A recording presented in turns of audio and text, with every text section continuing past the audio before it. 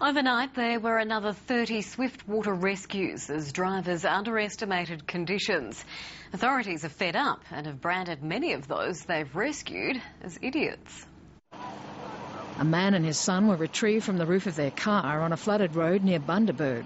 Just to stay on top of the roof till we can come and rescue you, okay? Later they said they'd panicked when the car stopped and the floodwaters started to move it. They didn't see the roadside warnings.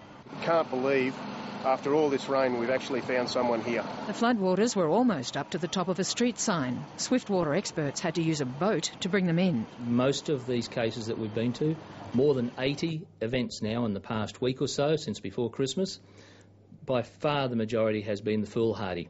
Some people have been caught unawares by the size of the floods in areas they're familiar with. I was thinking it's just not that high.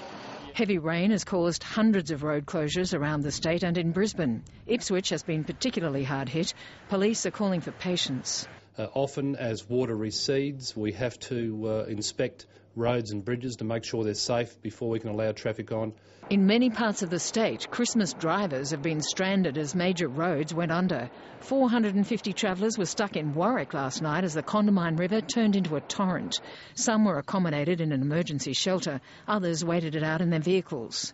When sun came up this morning, we looked out and saw the water. We thought looking at Sydney Harbour was so wide. The waters receded today, but the road is badly damaged. In Bundaberg, as the river rose, residents tried hard to protect their properties with sandbags. We thought the sandbags might hold it, but they've just let the water in slowly. They've certainly slowed it down, but we've still got water coming in. Evacuations may become essential. With the river rising rapidly there, and there may be a need to move some people in the next 24 hours in East Bundaberg. The centre of the small town of Jericho looked like a lake this morning. Some residents spent the night in the local town hall, and another peak is expected tonight. In Barcaldine, the sun is shining, but the town is isolated. The roads are cut in every direction. For tomorrow, the focus will be on Emerald, where the flood peak could be higher than 2008's.